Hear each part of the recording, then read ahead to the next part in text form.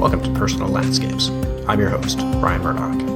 You can find links for today's episode and other conversations on Books About Place at brianmurdoch.com. Today I'm speaking with Nigel Barley. Nigel's written one of my all-time favorite travel books called The Innocent Anthropologist. It's actually a trilogy of books that tells the story of his fieldwork in northern Cameroon and also in Indonesia. I studied cultural anthropology at university, and the books produced in that genre are famous for their unreadability. They tend to be incredibly dull, dealing with kinship charts and systems and structures, but they don't capture the life of the people who live in these places or what it's like to live among them. The Innocent Anthropologist nearly got him kicked out of the entire discipline because of its honesty, but also because he skewered some of these anthropological sacred cows like fieldwork and the notion that the more miserable your experience is, the more authentic it is. They're hysterically funny books. I really urge you to read them. You'll see that I tried to read a couple passages and I can't get through them without cracking up. So we talked about the realities of fieldwork, where the discipline is going today, his odd attraction for monkeys, and why fiction tells us more than anthropology about what it means to be human. I really enjoyed this conversation, and I think you will too.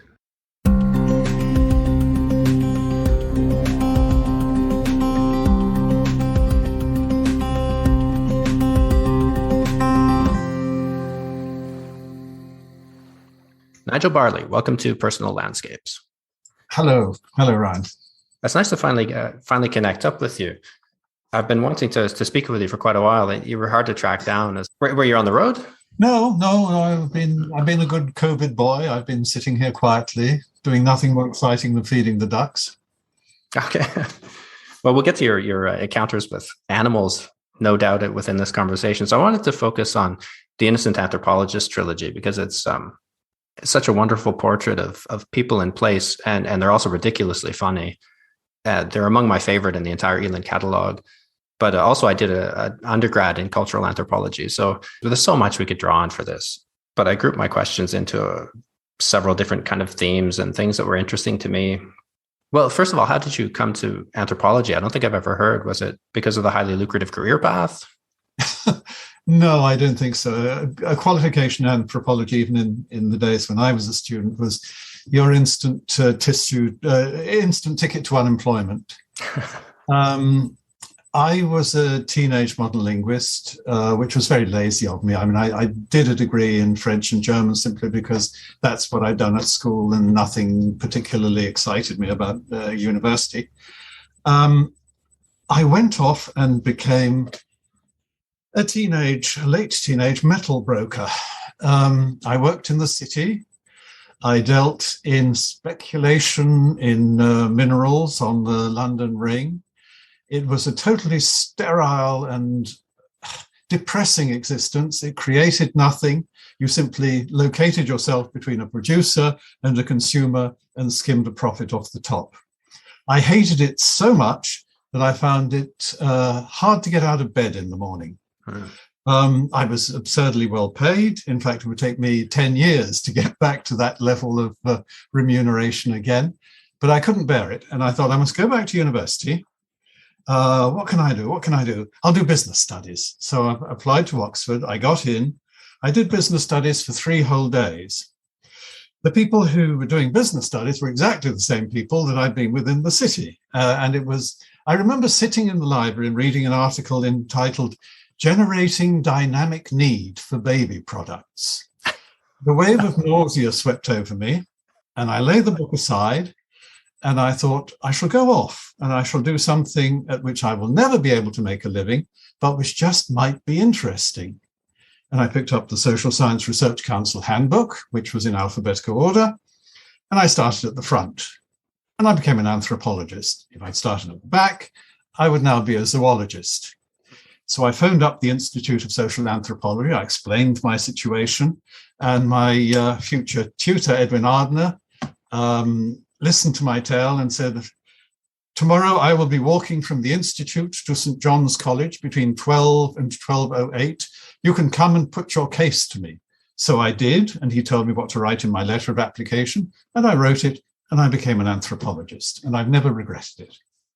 It seems like a lot of people come to anthropology by such a roundabout route. I mean, it's not that was similar to my case as well. I was studying political science in the Canada's capital, mainly because I was interested in joining the spy service. In my 20s, I had this notion that it would be a good idea to join the Canadian Spy Service. So I met with some people who told me what I should study, and it was investigative journalism or international relations. And by the time I got to the fourth year, I thought, Jesus, I don't like any of these people I'm studying with. They were horrible, argumentative, miserable. And I actually met with recruiters, and I realized these guys are just sitting at desks. It's not like in the movies or anything. So in a fit of rage, I ended up switching to something I found interesting, which was anthropology. So, well, I always had this fantasy that a gentleman from a crack guards regiment would phone me up one day and say, "Barley, we've had our eye on you for some time. Come to my club and have lunch." And I would be offered a fast car and a blonde and probably be given a gun.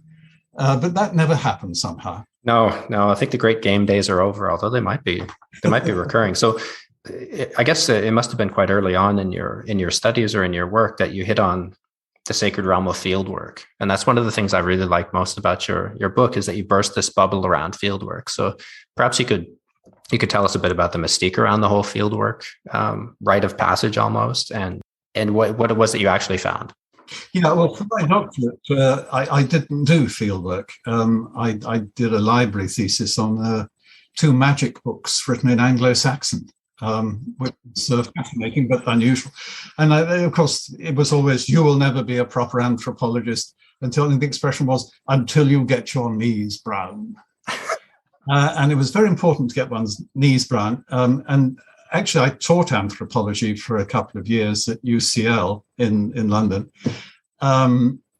without doing fieldwork. And you were always regarded as, not having really got the full pack. And I decided I would go and do fieldwork, largely really because I'd been teaching all these received orthodoxies, and I didn't really know whether any of them were true.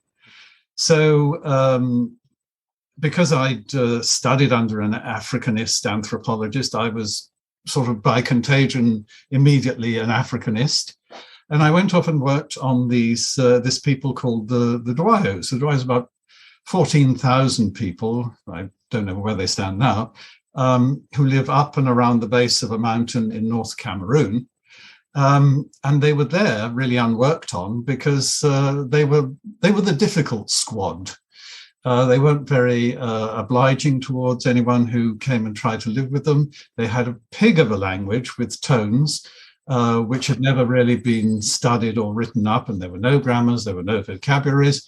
So I got, as we say, my people, and I went off to study the Dawayo people of North Cameroon. And in the course of that, the idea is, of course, you should spend at least a whole year there to get the full annual cycle. And I ended up, I suppose, spending a total of about 18 months, 2 years in various visits. And it really opened my eyes to the whole business of the mystique of fieldwork and what you get out of it and what they get out of it and how it's done. And of course, it bore no relation to the way it was depicted in the introductions to those learned monographs that have been the subject matter of anthropology. So what sort of advice were you given before you set out by your colleagues? Well, I was sent on a course of how to buy a camel, which wasn't really... Not terribly practical there, no. Really very, very helpful. And there was sort of, various ideas about. One of them was that the greater your suffering, the more valuable your research was. If you didn't nearly die, then you really hadn't, had the full ethnographic experience. Another one was, it was all really about the idea of the anthropologist as hero, the lean-jawed young man hacking his way through the bush and rapping out a few words in the native tongue. And I'd met these people at anthropological conferences, and I couldn't really see them doing a whole lot of this. I mean, one of the things that really got to me was the fact that they all claimed to perfectly understand the native language. You know, there were these great figures on Mount Olympus looking down, and they understood the slightest nuances of meaning. And these were exactly the same people who would turn up at conference and go into a fit of despair because someone tried to give a paper in French, which they'd all studied for 7 years with the full benefit of dictionaries and grammars and all the rest of it, and they couldn't understand a word. So I didn't really believe any of that. And of course, I was absolutely right. I mean, I tried very hard to learn Noyayo.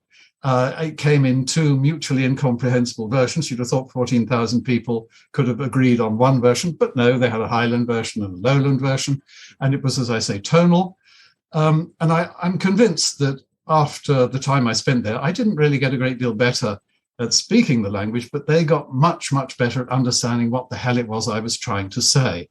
I was a bit like, you know, when you go and visit someone who's got a 2-year-old child and they go, go, go, go, go, go, go, go, and you say, what's that? And they'll say he wants his toy. And it was exactly like that. I mean, it wasn't the anthropologist who was in charge. It was very much, chance events, really. So the whole thing was not really an organized program of objective research, which is what it had been sold to me as. It was very much, what's going to happen to me today? And if I can be 1% efficient and focused, then it's been a good day. Some of the interesting bits that you wrote in the book about this too, it seems to reflect a lot of what you see among the backpacking community, at least in the pre-internet age. When I first started traveling, like the idea that if the anthropologist doesn't like anything he encounters among an alien people, then it's ethnocentrism. There's something wrong with you. But if you disapprove of anything, no matter how heinous it is, and the inverse is also true, right? Like you wallow in this misery, and it's more authentic somehow. That's true. I remember one particular colleague who told me about her fieldwork, because women are very important in anthropology, which you wouldn't really expect, given, you know, the nature of the lean jawed young man business. And she said, well, yes, she said, Cameroon, I was there. I had a lovely time. She said, of course, I nearly died of bilharzia. There wasn't a lot to eat. And then I got dysentery. And then there was this initiation thing where, women had their own business and you were sort of humiliated and rolled in stinging nettles and all that. It was a wonderful experience. You'll love it. It's exactly like backpacking. Like you meet these people who had been to some remote village in the Highlands where they're the only foreigner, then they couldn't speak the dialect, you know, they get ringworm and amoebic dysentery, and then they argue all night about who found the most authentic culture. But everybody with a Lonely Planet was just going to the exact same places. So it was like it's like a misery competition. Well, I sort of had my encounter with those people in reverse. I mean, I came back and, you know, we'll talk about it. But I wrote this book called The Innocent Anthropologist. And in my innocence, I didn't change any of the names. I thought, you know, backpackers turning up a mountain in West Africa, it's not going to happen. But they did. People would turn up using this book as a guidebook, and they would harass these poor village people who had no idea what was going on and who these people were. And they had no facilities for dealing with them. And I feel very guilty about that, but it was sheer innocence. And subsequently, of course, whenever I've written, I've changed the names of people and places. Except in one other case, which was also a very bad experience, in that when I was at the British Museum, we had a collection of funerary screens from a people called the Kalabari of southern Nigeria. And I wrote them up and, you know, I went and did the field work and studied them in situ and so on and so on. And someone said to me, you see, if you write the names of the villages and you identify all these things, then people won't be able to sell them in the international art market. So you're guaranteeing they'll stay in place. And I did that and subsequently found that the book had been used as a handbook by thieves, gangs of thieves, who went and stole these things and put them on the international art market. So again, I was a very uninnocent anthropologist. Well, so I didn't mention that. So the trilogy is The Innocent Anthropologist, Plague of Caterpillars, was the second one, both of which deal with Cameroon, and Not a Hazardous Sport takes the story to Indonesia. So yeah. A couple of things I thought were interesting about from the first book. You said that the Duayo had no concept of friendship. That was, to me, the hardest thing. I mean, I lived in that village for a long time. You know, I would sit in my hut in the pouring rain of the African monsoon, and I would just be so lonely. Because amongst the Duayos, a man's friends, and of course there's a big distinction between men and women, a man's friends are the ones with whom he's been circumcised in the bush. Now, the Duayos practice an extreme form of male circumcision. They peel the penis for virtually its entire length. And there's a high mortality rate and all the rest of it. And it's the absolute distinction between being a child and being a real man. And you get all sorts of virtues by having been circumcised. I mean, it does wonders for your sexuality. It shows you're brave and you're a real warrior. And the other part, you can also swear on your knife, which is a big male thing. And the other thing is that you get this group of friends that you go off into the bush with for 9 months, and you suffer all sorts of hardships, and they are your friends, and they're the people you can open your heart to, as they say. And apart from that, they don't seem to have this notion of, you know, someone could wander into their village and by sheer niceness and charm and personal attraction become a true friend. So not having been circumcised with them, I couldn't be their friend. So, I mean, as I say, it was desperately lonely, which was for me, the real difference with Indonesia. Because if you've ever been, you will know that it's impossible to stay anywhere in Indonesia, even for a few weeks, without making friends. And they're good friends, they're real friends. And, you know, years later, they're still friends. And to me, that was the fundamental difference in the two experiences. So how were you regarded as an outsider then? Well, like, where did you fit in the society? I didn't, of course. I mean, people make another thing that, you know, you're told as a student of anthropology is that you have to find some way of fitting in. And there are various ways of doing this.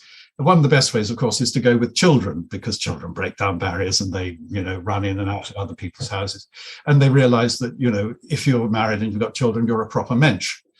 Well, I wasn't, and I didn't have children, so I couldn't do that. And basically, I was off the map. I mean, there was nowhere for them to fit me in. I was just, you know, that crazy white man. But that was sort of good in a way, because African villages, despite, again, what anthropologists will tell you, are extremely boring. And many people, like in English villages, are really rather bored most of the time. So having a crazy white man around to laugh at, you know, what did he do last week? Have you heard the latest?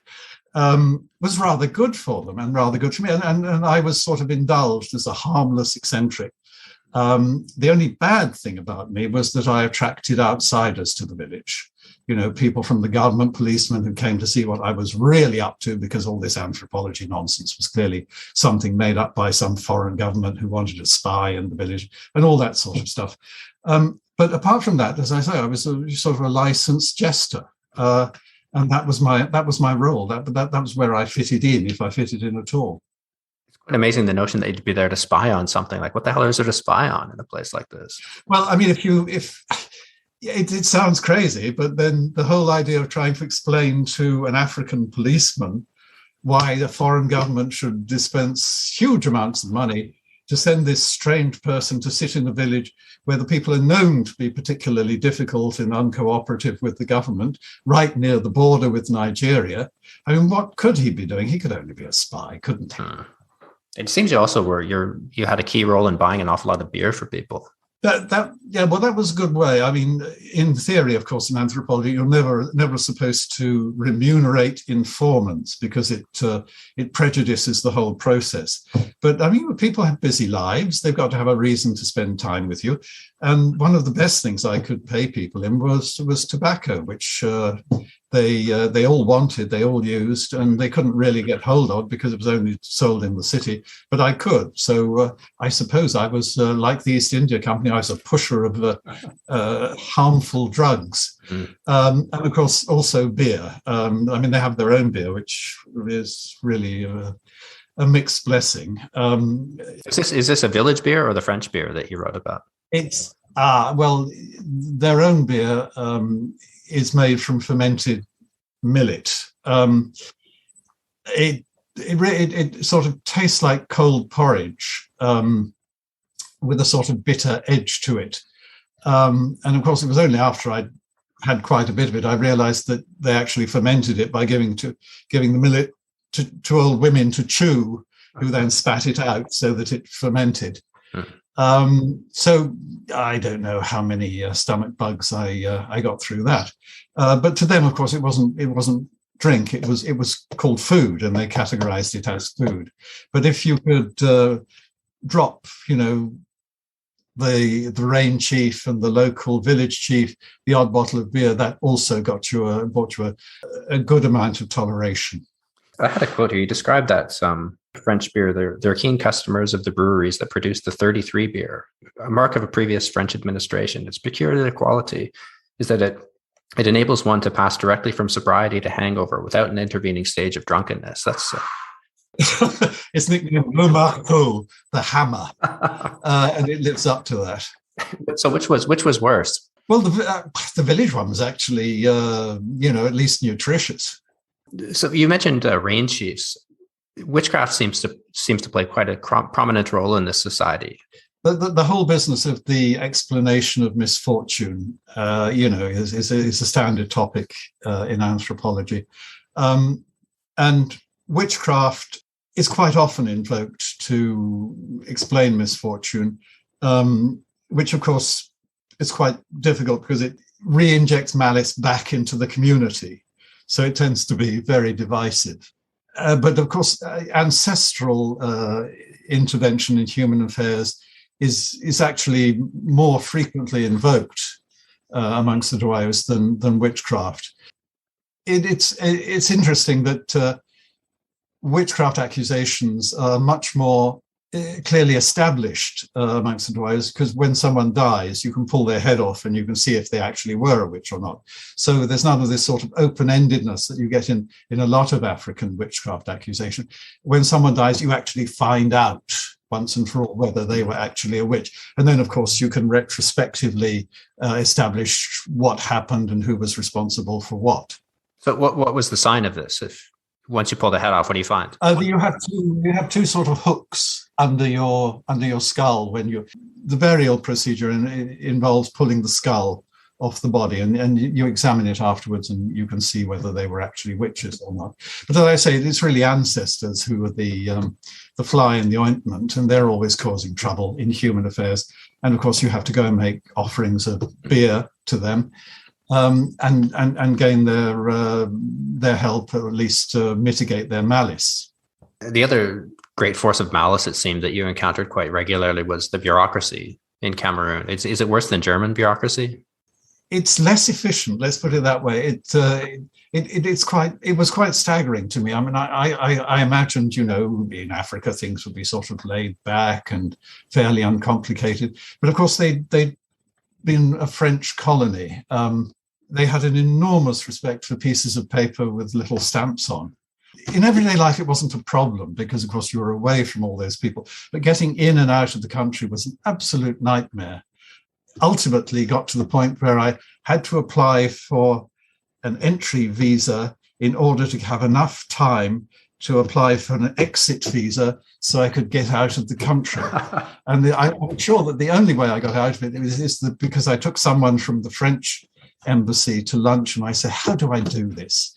He taught me something which has stood me in good stead ever since. And we said, don't tell the truth. Make the facts fit the form. Mm. And so I had to, no one would believe that I'd been in this wretched hut up a mountain in Cameroon. They all believed I'd secretly been living with some woman in the city and all the rest of it. So I had to invent a whole new hidden life where I'd lived in Yaoundé, and I had to produce receipts for my servants' wages and all that, because of course you couldn't be a European in Africa and not have servants. So as I say, I had to establish this sort of phony existence. In fact, I could well, you see, have been a spy for Her Majesty's Secret Service, because I had to go through all this business of fakery and spurious identity simply to get out of the country. Well, you've got me wondering now, actually, that's how much of this book is real. Well, that's interesting. You see, The Innocent Anthropologist is the book which they will put on my gravestone, because it's the one that I'm generally known for. Oh, that, by the way, I always thought was a turn of phrase, but a few years ago went to a funeral in Oxford, and I actually saw a gravestone where some academic had put his publications on his gravestone. Well, there couldn't have been very many if he all fit on there. That's amazing. I didn't know people did that. Anyway, but you see, it wasn't the first book I wrote. The first book I wrote was when I came back from fieldwork, and I wrote the standard anthropological volume, Symbolic Structures of the Dwayos for Cambridge University. And I wrote it, and it was full of diagrams, and it was full of structuralism, which was quite popular at the time. And having finished, it took me, I don't know, over a year anyway to write it. And at the end of it, I sort of looked at it and I thought, well, I don't know, it's not right. So I rewrote it and still wasn't right. And I couldn't work out what it was. Each time I rewrote it, I felt less sure about it, and it got shorter. So I thought I'd better stop before it totally disappeared. And I sent it off and it was published. And then it suddenly occurred to me what was wrong with it. And it was that there were no human beings in it. I mean, there were structures and diagrams and beliefs and rituals and all that, but there were no people. There were none of the sights and sounds of Cameroon. There was none of the sensations. There was no humanity in it. So I sat down and wrote what it was really like, and that was The Innocent Anthropologist. And it took me about 6 weeks to write. That's amazing. I had lots of paper left. And it just showed that, it was really all inside me the whole time, waiting to come out. And of course, subsequently, people have said, look, you wrote these two books about your time in Africa. Which one is true? I said, well, they're both true. They're just written from totally different perspectives. And it was really The Innocent Anthropologist that sort of put my foot across the line into travel writing as opposed to anthropology. Had you done any of that sort of writing before this? No, absolutely not. I've never really written anything except a thesis. Of course, it brought down a certain amount of professional wrath on my head. I can't imagine that happening. I wrote this book, The Innocent Anthropologist, and I showed it to my tutor at Oxford, and he shook his head and he said, I advise you, he said, never to publish this or you'll never work as an anthropologist again. So I thought, well, I don't know. There's something here that has to be said. And I sent it to every publisher in the UK, and they all wrote back with the same thing, which was, well, we read it, we liked it, it made us laugh. Anthropology doesn't usually make us laugh. I'm sure you'll understand we couldn't possibly publish it. So I put it on my wardrobe. And then a few years later, I joined the British Museum as a curator, an African curator. And much to my surprise, they published it. That year, at the meeting of the professional body, the Association of Social Anthropologists of Great Britain and the Commonwealth, someone suggested that I should be thrown out of the professional body for bringing the entire subject into disrepute. My little book had brought the whole of anthropology into disrepute. And I'm immensely proud of that. The motion wasn't actually passed, I have to say, but I still feel it was like a professional reward getting that. I was saying this to Barnaby when we did a podcast earlier. It's about the only readable anthropology book I've ever read. Like the ethnographic monographs are famously obscure and just misery to plow through with all those bloody kinship diagrams and all this stuff. I mean, this really brought it to life and injected a dose of reality. And I'm sure it must have put to shame so many of your colleagues who couldn't write like this. That's probably what they were really bitter about. The interesting thing, of course, is now that it's used as a sort of introduction to anthropology. So quite often it's the first book that kids read when they join an anthropology course at a British university. Has it influenced the dropout rate at all, or the uptake of fieldwork? I hope it keeps them going. Actually, gives them encouragement that there is room for humanity within anthropology.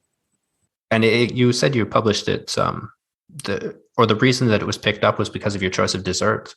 Yeah, well, again, you see, I mean, look, I've written biographies, and when you write biographies, you think you've got it right when you've established lots of nice straight lines of cause and effect and motivation and ambition and attaining.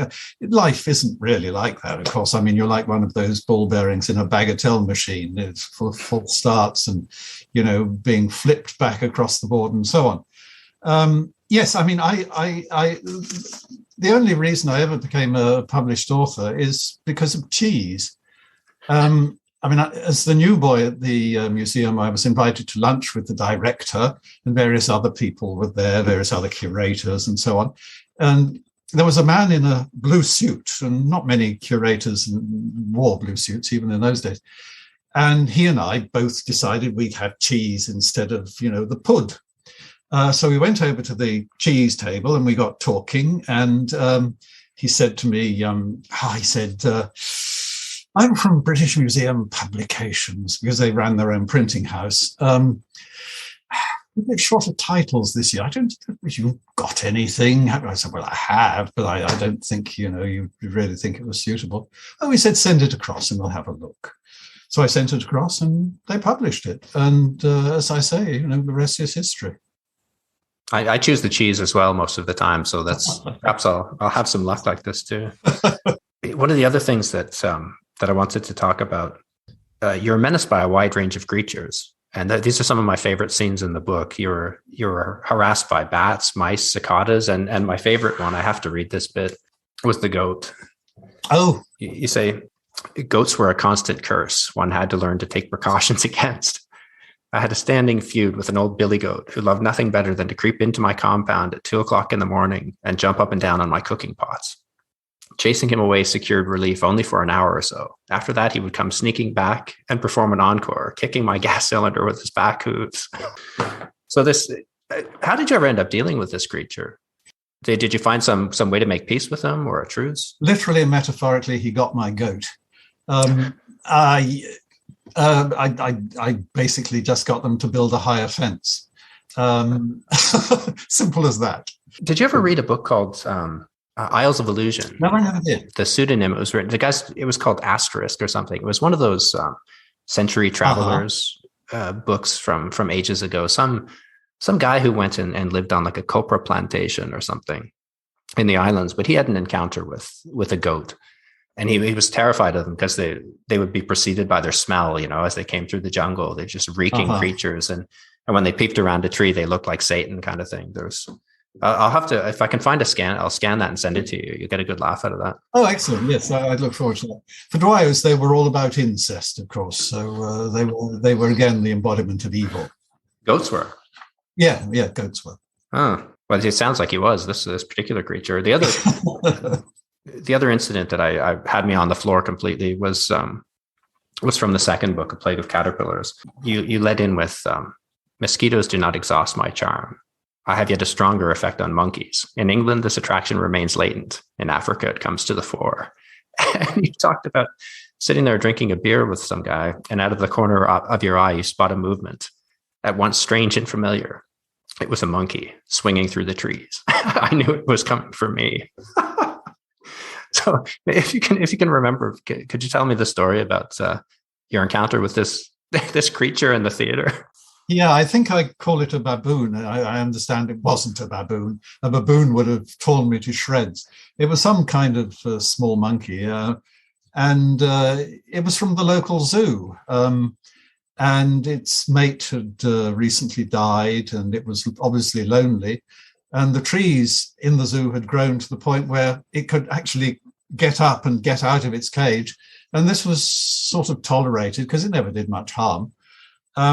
But it came, I knew it was coming for me. I have a strange fascination for characters of this kind. When I get into the underground late at night, there will be the drunk who will get on. And there are endless possibilities of where he could sit. Forget it. He comes straight towards me, and he comes and sits down towards me, and he's usually belligerent and so on and so on. Or waiting at a traffic crossing in New York, the city lunatic will immediately home in on me and come and grab me by the arm and try to take me to some place that he wants me to go, and so on and so on. And so it was sort of no surprise that the monkey immediately leapt onto my lap and put its arms round me and was terribly affectionate and all the rest of it. And I was quite happy with this, except I wanted to go to the cinema. And I hadn't been to the cinema for months and months and months. It was a real treat. It was the only time I'd been in town for months. And I was determined to go. And every time I tried to sort of disentangle it from myself, it showed me these green teeth and sort of snapped them in my face. And I can only suggest that it was a kind of local insanity. I determined I was going to the cinema, and if I was going to the cinema, the monkey was coming with me. And of course, we got into some huge dispute at the pay desk about whether you had to buy a ticket for the monkey and all the rest of it. And actually, it was perfectly all right. I mean, I took the monkey into the cinema. It was perfectly well behaved, and it sort of basically fell asleep, except that the rest of the audience, of course, couldn't leave it alone and wanted to taunt it and so on and so. Anyway, it was perfectly nice. I took it back, after this date, and put it back in the zoo, and it climbed into its cage and went. It was a thoroughly acceptable affair, but it didn't surprise me, as I say, in the least, because I do have this weirdness for attracting unfortunate animals and people. Yeah, and you mentioned too, there was some, I forget the entire scene. I don't want to give it all away because people should really read this. It's hysterically funny, but how it was well behaved until it caught sight of a red handbag on the seat behind you. And it just absolutely had to have this. Oh gosh, yes, I'd forgotten that. And you give it a mangoes or something, which it started pelting people with. So I think your memory of this thing being well behaved was not, that might be a bit of a revisionist yes. To make yourself come out of it better, I think. It sounded like it caused a lot of chaos. I must have edited that in my mind. Yeah, God, that's such a funny story. People have to read that.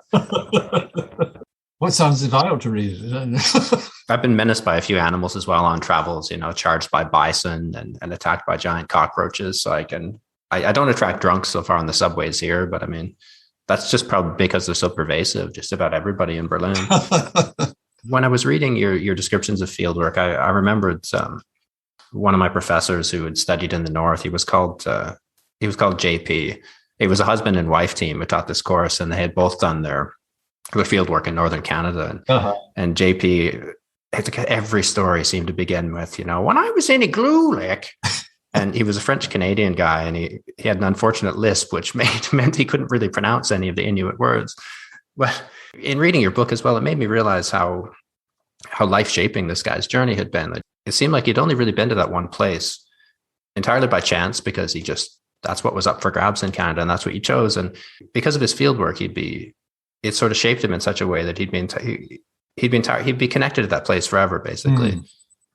Like the way that an arbitrary choice of destination opens up new opportunities and kind of connects us forever to that place and those people.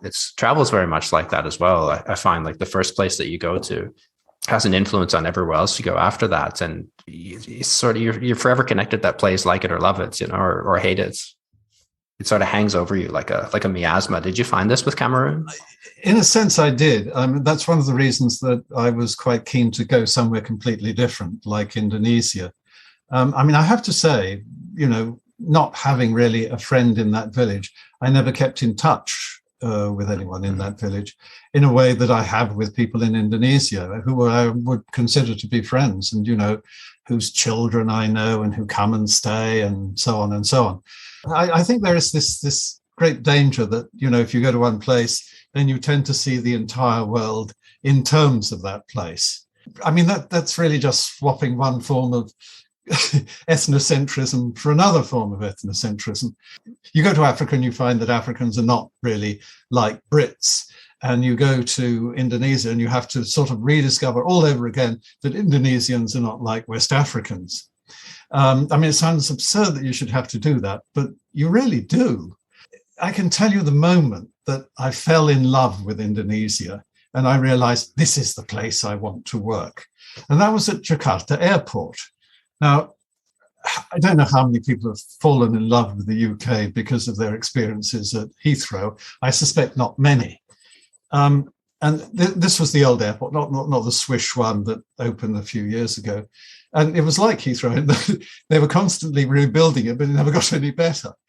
And they had this weird system whereby you landed at the international terminal, and the domestic terminal was right next door, but you couldn't go from one to the other.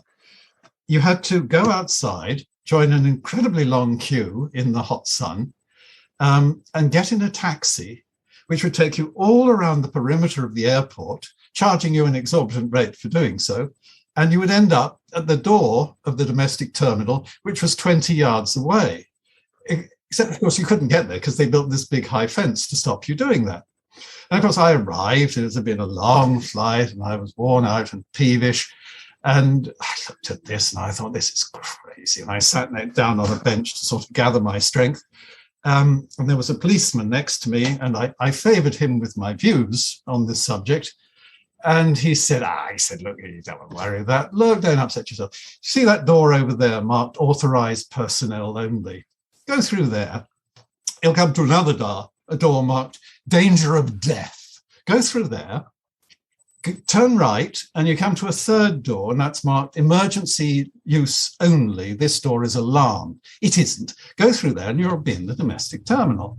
So I did, and I was. And I thought, well, a wonderful place where the personal always overrides the institutional, and where a policeman will tell you how to break every rule in the book out of sheer sort of niceness and humanity.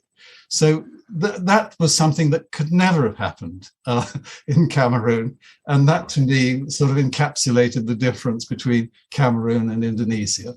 What was it that made you study Indonesia next after Cameroon? What was the initial spark? I'd always been interested in it. It had exercised some strange fascination on me. And one of the weird, again, you see, is these little sort of things that push you in a direction. When I won a scholarship to Cambridge to do my first degree, it was at the end of the sort of confrontation between the UK and Indonesia over decolonisation. And I got this strange letter from the Indonesian embassy saying, we congratulate you on your achievement and and we hope you will one day come to Indonesia. And I have no idea who sent it or why, but it sort of stayed in the back of my head as, Indonesia is a friendly place, a triumph for the public relations department of the Indonesian embassy, I think. As I say, the minute I sort of stepped off the plane, it was confirmed it was a good place. You went to Sulawesi, right? And your goal was to study ancestor cults and traditional buildings? I joined the British Museum. I was an Africanist, which meant that I looked after, as we condescendingly say, West Africa. And, of course, North Africa, which fell in the same remit. But I'd always been keen on Indonesia. So I'd actually learnt a bit of Indonesian. And there was a plan at one stage to do a big Indonesian exhibition in London. And the chap who looked after Indonesia at the embassy was really interested in India and wasn't in the least interested in Indonesia. So we were asked to send someone along to the meeting. And I said, well, I just do happen to speak a little Indonesian, so perhaps I should go along. And I did. And thus I managed to stab my colleague in the back and encroach on his patch and steal Indonesia from his portfolio and make it my own. And I was, as part of this sort of proposed huge exhibition, I went to carry out what was called an ethnographic reconnaissance of Sulawesi. I actually read it all up beforehand, of course. And I knew that there were wonderful architects there who built these beautiful traditional carved and painted traditional houses. And it seemed to me, this was all very interesting. So really, I just went to have a sort of a look, a snuffle and a prod at Sulawesi. And once again, it was sheer serendipity. I met a chap in the hotel there who was from a distant mountain village. And he said, I'll take you. He said, one weekend, I'll take you. So he took me off, and I slept in this place and woke up one morning, went out onto the balcony, and there was this tiny little old man who was carving. And he was producing this wonderful carved panel full of geometric motifs and so on. And I just watched him for hours. And I thought, that's wonderful. It would be fantastic if people in London could actually see this. And it was attractive as an idea because, one, it wasn't the traditional idea of anthropological collecting, where you go to a place, you put everything that's nice in a box and you send it back home. It was a traditional skill which was sort of under threat because, of course, nowadays everyone wants a concrete bungalow. And it seemed to me, again, it was this sort of humanizing thing. One of the things about the museum that I worked in, although it was called the Museum of Mankind, is it didn't really have any human beings in it. It had lots of objects, but no human beings. And I thought it would be a wonderful thing if one could actually bring a family of carvers over to the museum with some raw materials, and they could build, carve, paint, decorate this lovely traditional structure in the middle of London. So that's ultimately what happened. And that was the exhibition that I ended up doing. Absolutely crazy. I would never even attempt it now. It would probably be impossible to do because of all health and safety regulations and immigration and goodness knows what. But an important part of anthropology and an important part of travel writing, I think, is youth and the assumption of immortality and omnipotence. Life wears you down after a while, and you begin to think that you begin to see the problems rather than the benefits of everything. Yeah, I didn't realize that. I didn't know you were at the museum already by the time you had gone to Indonesia. I was always under the impression that the exhibit came about after you were already there, and then that's what led to your employment at the museum. No, it was the other. It was the other way around. It was a dastardly plot on my part to grab Indonesia, which I had visited before and knew was a good place. That brings up a couple interesting things, both that incredible exhibit and your first encounter with the place. Like you wrote upon your first encounter, you were quite annoyed to find you bumped into Christian people, and I had not come so far to meet Christians, you said, to see people who doggedly refused to accept the picturesqueness I wanted to thrust upon them. Where were the strange customs and odd rites? So this propensity of both anthropology and travelers to kind of project the exotic onto people and then to expect it to live up to it. And you see a 7-Eleven or something down the street and you come away thinking like, what the hell is this? Yeah. Yeah, it's like those collections of anthropological photographs where they, ask the natives to dress in local dress before they take the picture and are careful to keep the other white faces out of shot. Yeah, there is that. You couldn't really get away with that amongst the Toraja because the chap I was staying with had a qualification from the university, Bandung University of Technology, and he was actually a much more modern man than I was and much more high-tech than I was. And I remember talking to his children and asking them what they thought of coming back to the village from the town, and they said we like Singapore. What do you like about it? Oh, they said shopping. So they were thoroughly modern. The other thing that really spoke to me as well, you said for a Westerner, life in Indonesia is a series of blows to the head. Oh yes, I lived in Japan for a couple of years, and I can really relate. I don't know how many times I damaged myself. I nearly knocked myself unconscious once. Well, on more than one occasion, but it's a tradition in Japan to clean the entire house at New Year's. And my wife is Japanese, so we were in her hometown, and I had to participate in this. Her father didn't have to participate at all; he just sat in the corner. But all of us and her brothers had to scrub down every surface in the house. And I was assigned to some remote hallway in the back because my cleaning abilities weren't up to Japanese standards. But I turned around and brained myself on the door, top of the door. Everything went foggy and my vision went inwards, and I could just see sort of a cone.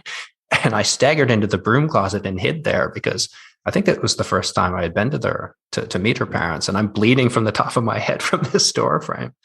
So yeah, that's your encounters with low-hanging doors and everybody laughing at you. That was very familiar.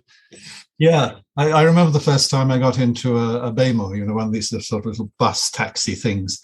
And I squeezed in and everyone was very nice about me, taking up about twice as much room as everybody else. And when I got out, the driver turned around and said, "Ha, Raksasa turun, the giant is getting out."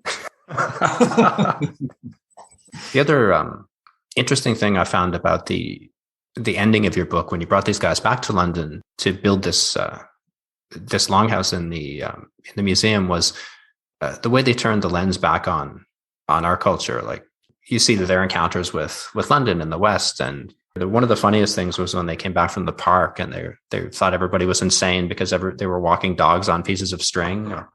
Yeah, they really couldn't understand that. I mean, in Toraja, you might have a dog, but it just sort of hangs around the house and does what dogs do. You'd never allow it in the house. You might allow cats in the house because they have this thing of, noble cats. And they're supposed to guard the heirlooms from mice, and they arrange marriages between the cats, dynastic marriages between the cats, and the cats are never supposed to touch the ground and so on. I mean, it's sort of all about nobility and rank and prestige and so forth. But yes, I mean, there were various things that they found very weird. Toilet paper, of course, they found absolutely disgusting. And that was a filthy habit. And of course, being in a mountain village, they just had water flowing down bamboo pipes the whole time from the mountain stream. So although they would turn on taps, they would never turn them off. There were also small satisfactions. I mean, these were people who would run over a mossy, slim tree trunk with a 60-foot drop onto rocks beneath. And I would just have to get down and crawl on my hands and knees.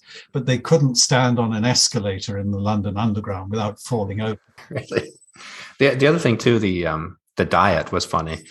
In their basic flexibility, only one thing, it seemed, was not negotiable. They had to have rice 3 times a day.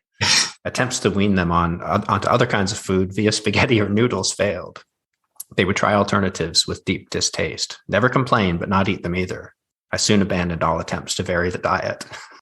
Yeah, I mean, one of the problems, of course, is that an English house simply can't cope with that much rice going through it. Everything got clogged up with rice. Rice was everywhere. It was sort of, like having a dog that shed hair in copious proportions. And it got absolutely everywhere. You would sort of find it behind the sofa and so on. Rice, yes. And of course, they did this deal at lunchtime, whereby we'd arranged for them. I mean, they couldn't go without eating rice at lunchtime. So we arranged for them to go to the local Indonesian restaurant and pick up chicken and rice, which of course they loved because chicken was a real delicacy in Toraja that you didn't really eat very often.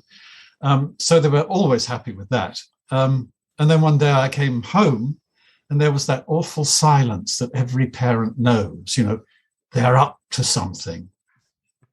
And I looked and they were watching a porn video. And they'd done this deal with the waiters at the Indonesian restaurant whereby they would swap carvings for porn. While eating rice, I imagine. So that's one of the memories they took away from our culture. I have similar issues with rice here. We have to import rice from Japan because of the unique nature of the Japanese digestive system. Of course, no other rice will do. No, it's impossible. You become ill and die if you eat other foods. So one of the other things that I wanted to ask you about, from the Africa books too, concerns kind of the future of anthropology and the current sort of turmoil that we see in academia. You met this guy called Bob, an American. Mm-hmm. So you said he had done something called Black Studies in an Eastern college, which this sort of thing was just coming up when I was a student as well. And he held the view that it was vital for colored Americans to have an alternative cultural tradition that would assign them a higher place than did the white one. So he never celebrated Christmas, but an obscure festival of Swahili origin. And then he was mortified to discover that the Africans never heard of it. So he had projected all these ideas onto the people there. And based on either something he'd been taught and things he had adopted as his own practices. And when he arrived in Africa, he became quite disillusioned to find that it was just absolutely nothing like this at all. That's true.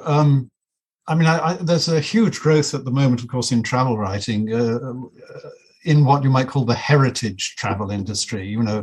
My parents came from Nigeria, so I go back to discover who I really am. And of course, basically, that's a very racist view of the world, isn't it? I'm determined. Who I am is determined by my genes and where I came from. But strangely, it's not seen as that. And I tend to find those heritage travel books, very disappointing because they tend to come to the same conclusion. I went back to Africa and I discovered how really British I am, and that, I really didn't fit in very well. And there is this, in a sense, I mean, anthropology is going through the same epistemological crisis as many other parts of Western culture. I mean, it's lost its nerve, it's lost its self-respect, it's lost its own self-confidence. There is this blindness, of course. As a person of whiteness and an anthropologist, of course, there are all sorts of people who are eager to tell me that I'm a fascist, racist, sexist, imperialist pig. I mean, I went to a conference on women in Africa in New York some years ago, and I think the only thing, I mean, I was the embodiment of whiteness and empire and the evil British and so, and I think the only thing that saved me was the fact that Mrs. Thatcher was still around and the Queen was still around, so I could introduce myself as from a country doubly ruled by women. But there is all this, and of course, there is something to it, but I don't think it invalidates anthropology. It doesn't also, I think, invalidate travel writing.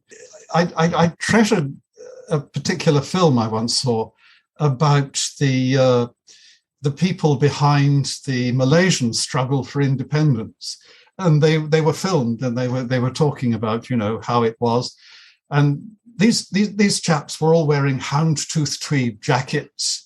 And they had horn-rimmed glasses, and they had their pipes in their mouths. And then someone said to them, "What was the very first step towards Malaysian independence?" Well, they said, we invited the governor round for tea, and we said to him, "Now look here," we said, "all this British influence is just not on." And you realise that this form of cultural lack of self-awareness is all over the place. It's not just anthropology. It's not just the West. It's everywhere. It strikes me as strange as well that for a discipline that always focused on the importance of culture and finding what was universal about the human experience, to suddenly start assigning so much meaning to these innate characteristics that are no more interesting than the color of your hair or just things that you can't control whatsoever. And these are supposed to somehow shape your entire identity and worldview now. Yes, and of course they make you a prisoner of your past. They don't liberate you in any way. Though, as I'm sure you're aware, there are lots of anthropologists around who regard the word culture as an evil term and a wicked imperialist construction of the West. How did it get to this point? I mean, it's amazing. Well, what are your thoughts on cultural relativism? I mean, cultural relativism has done an awful lot of good to the world, I think, by making us more sort of flexible and aware that there are other ways of living. And of course, I mean, the thing about cultural relativism is it tells you how some people do live. It tells you absolutely nothing about how people should live. That requires wisdom. And I don't think wisdom is part of any academic course, certainly not part of anthropology. I mean, all the moral judgments that people are eager to heap on anthropology and its past at the moment, I think fail also to take into account the fact that those judgments too are subject to historical and cultural relativization. You can argue, what was the American War of Independence all about? Was it about noble ideals, or was it a bunch of rapacious lawyers who didn't want to pay their taxes and wanted to get their hands in the till? And all these things are capable of different interpretations. And as I say, I think that we have to take into account that we are going to be heavily disapproved of by the next generation and seen as evil in all sorts of ways.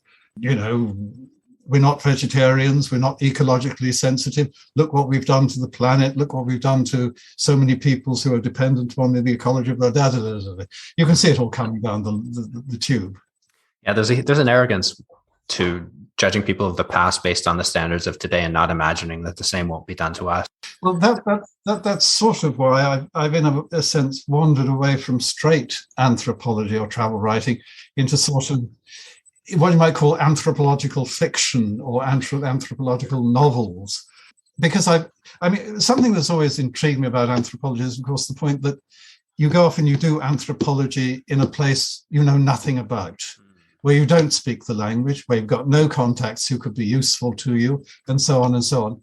And yet you don't really work on your own culture, where, of course, you understand the nuances of language and behavior and so on and so on. And why is that the case? Partly, of course, it's because your own culture is invisible to you, because you see the world through it. I mean, it's like your own nose. You don't see it, it's right in front of your eyes, and you look through it, but you can become an expert on other people's noses.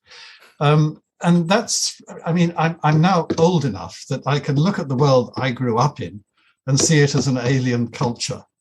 Do you think that that's because you've traveled so much and studied other cultures and then come back and looked at your own with fresh eyes?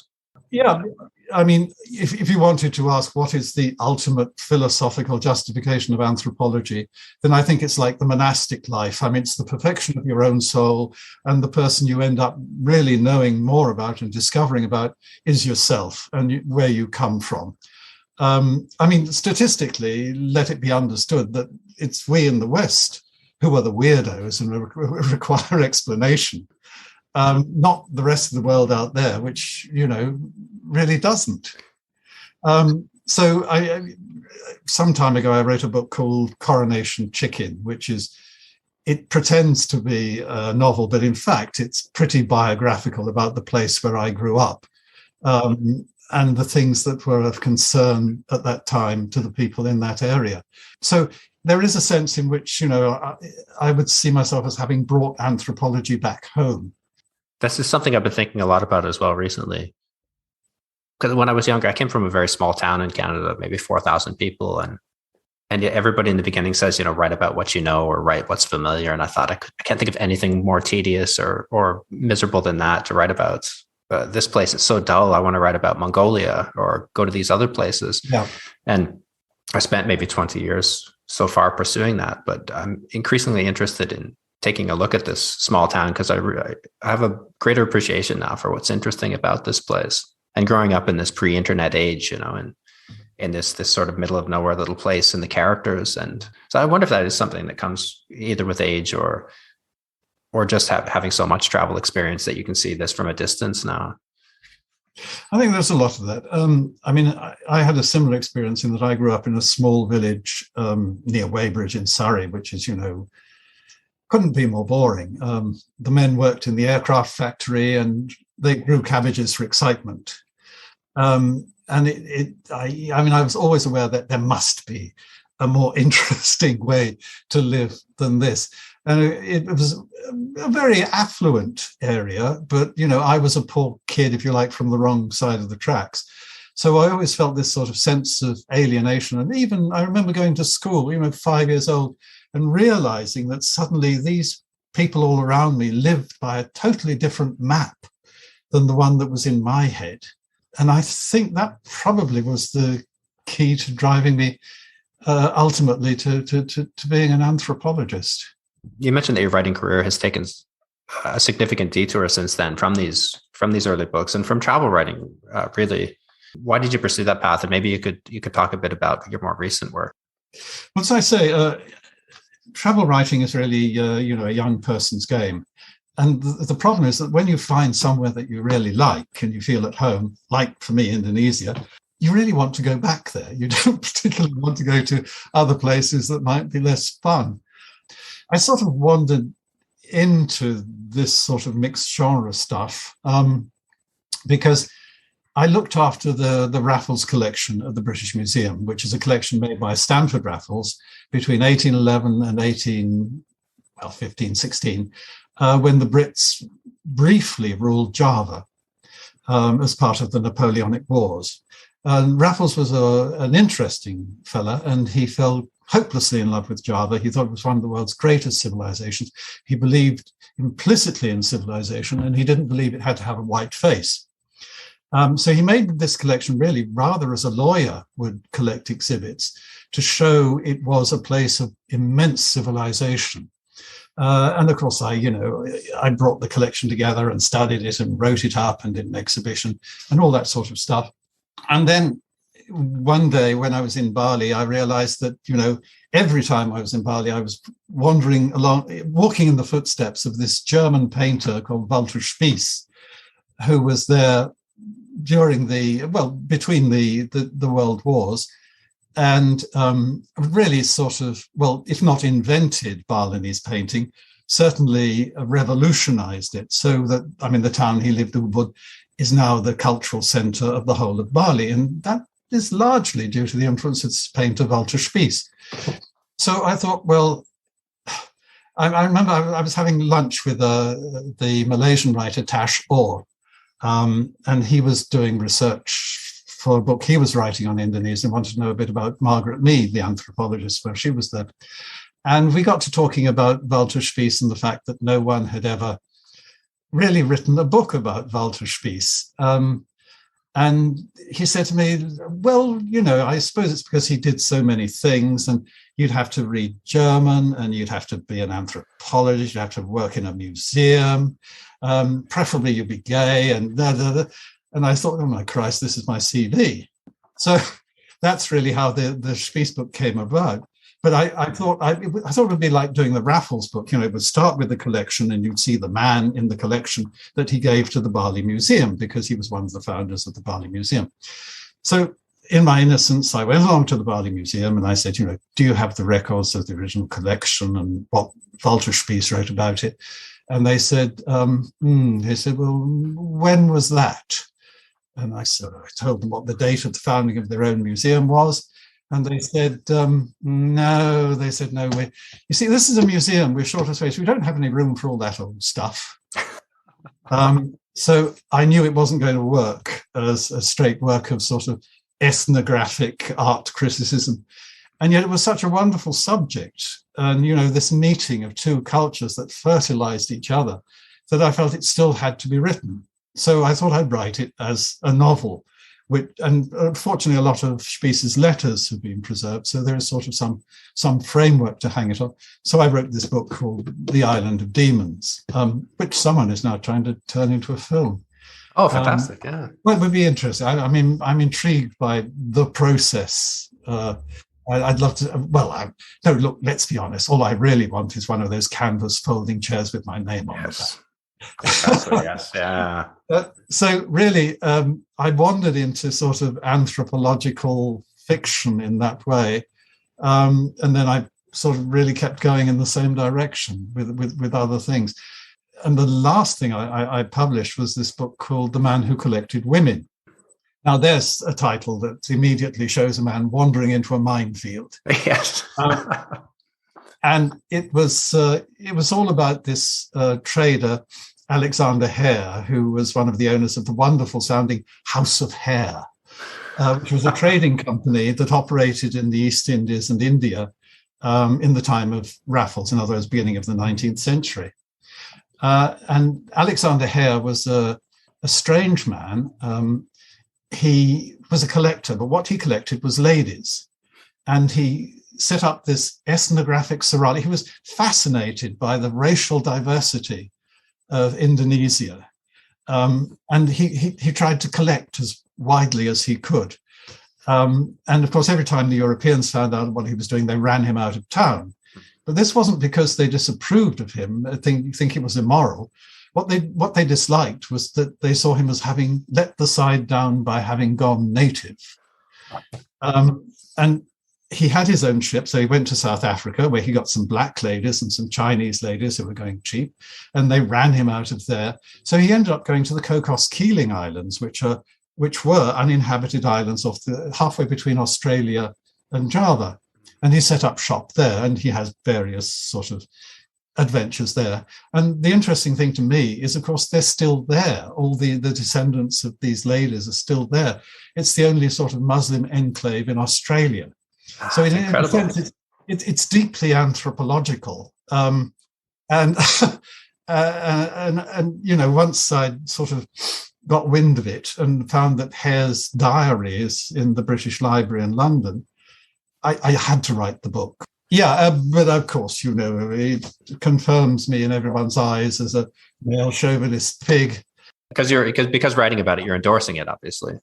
Oh, I clearly am, yes. So if I'm not endorsing it, then I'm exploiting all those poor ladies. Would you say that would be the biggest influence of anthropology on your work today, would be that this propensity for researching this type of story, or were there any other influences that continue? Yeah, really, it's that.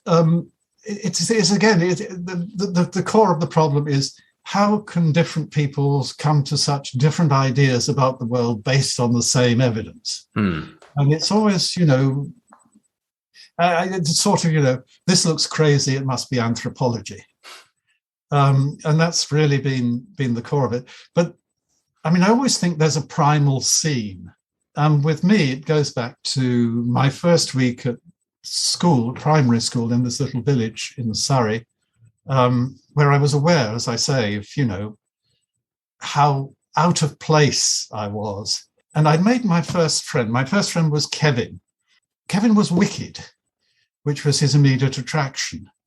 And we were sitting one day and we were being, this was the days when the British Empire was still a considerable reality.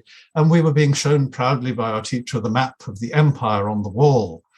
And there were, much of the globe was still in red, coloured in red. And Kevin put up his hand and he said, Miss, why is the empire red? Oh, she said, well, that's for the blood of the martyrs who gave their lives so that these people could experience justice and decency and fairness and democracy and so on and so on. And Kevin said, well, yeah, but red's the colour of communism, isn't it? Does that mean we're communists, miss? And a very great patience started coming into her voice. And she said, no, Kevin, we are not communists.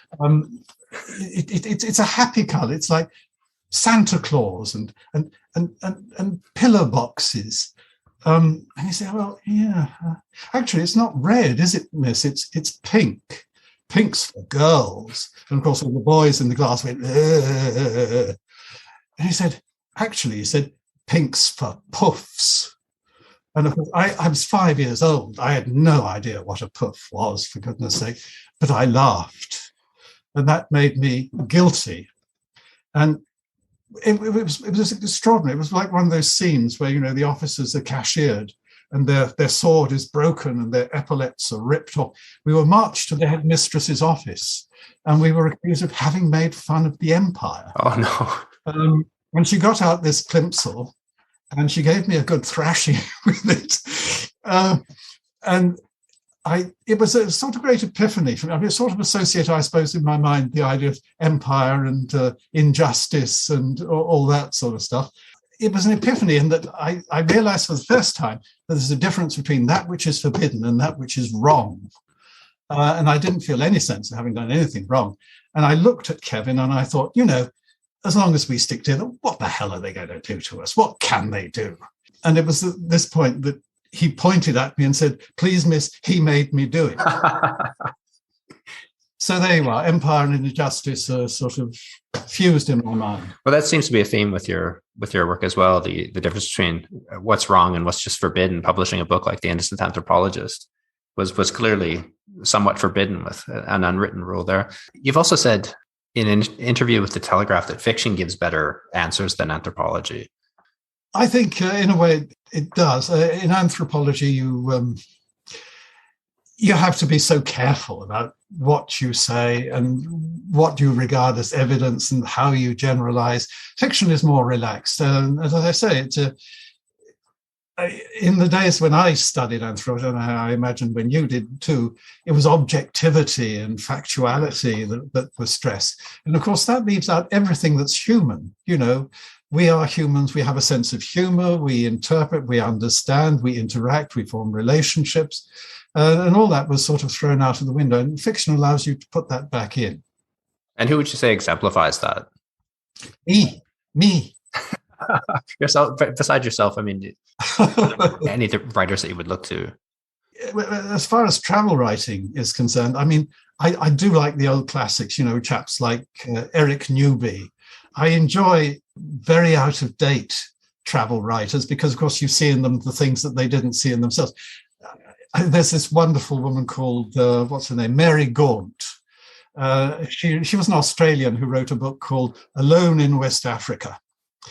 She decided in, what was it, it must have been 1912 because the book was 1914, I think. She decided to biff her way across West Africa. Because she turned up in West Africa and said, well, you can't do that. You're a woman. And she was outraged because she was convinced that the British Empire would fall because of these faint-hearted English roses. What the empire needed was good butch Australian Sheilas to put a bit of spine into the men of empire. So she did manage to set off on this expedition. And there's a wonderful moment, I can't quote verbatim, but it goes something like, she says, and there I stood with my 100 native porters and my military escort, finally, totally alone in West Africa. I like these older books as well. They're also a really good way to plan a trip.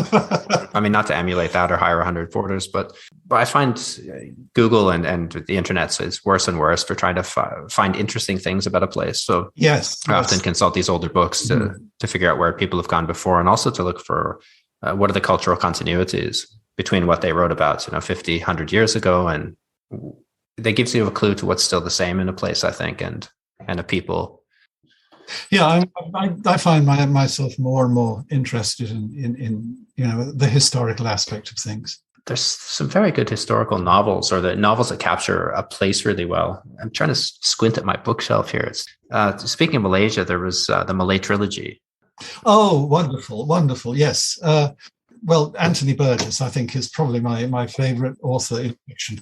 I mean, what's his book? Earthly Powers is a... I haven't read that yet. I've got it here. Oh, do I? It's a wonderful book because it, as always with Burgess, it deals with, huge cosmic issues, but in a way that makes you laugh. And he's wonderfully human and wonderfully perspicacious about humbug and what human beings are really all about. I think that the test of the Malayan trilogy is that actually Malaysians read it and see it as full of insight and actually laugh about it. There's also a wonderful cartoonist called Lap who wrote a book called The Kampung Boy, which is all about sort of traditional Malay life. And he does these wonderful cartoons that sort of encapsulate key elements of Malaysian village life. Wonderful, wonderful book. So what's next for you then at this point? What are you working on? I've sort of gone off at an angle here. I've got a friend who absolutely obsessed with Oscar Wilde. She kept pushing Oscar Wilde at me, and I sort of grudgingly started reading and getting into it and all the rest of it. And it occurred to me that, after he got out of prison, Oscar went off to France and changed his name and became Sebastian Melmoth. And he lived this sort of excessive, well, he lived another 5 years, though he died quite young, of course. And it occurred to me that it would be an interesting thing for Sebastian Melmoth to look back at the life of Oscar Wilde, which allows you to sort of fill in some of the gaps and take a sort of rather waspish Oscar Wildean view on himself. And I've had great fun doing that. And that's just about finished now, though, I mean, as you know, having finished a book is not a matter of fact, it's one of definition. So I'm at that sort of delightful stage where the book exists and I can sort of wake up at 2:00 in the morning and think, aha, that's what that sentence ought to be, and come down and put it in. So it's provisionally called Purple Passages, Sebastian Melmoth and Oscar Wilde. Okay, well, we'll look forward to that. That sounds like a really fun project. I hope so. Well, thank you very much for taking so much time. That just flew by. Well, it's a great pleasure talking to you. So much we could pull out of these books. I really strongly encourage people who enjoy this podcast or these sorts of books to read these. I gave them all long reviews on my blog a couple of years ago, I think. Oh, excellent. Good. I'll look those up too. Thanks very much, Ryan. Great pleasure talking to you. Thanks for listening to this episode of Personal Landscapes. If you like the podcast, please give it a rating on iTunes and subscribe through your favorite app. You can find links to today's podcast and more conversations on Books About Place at ryanmurdoch.com.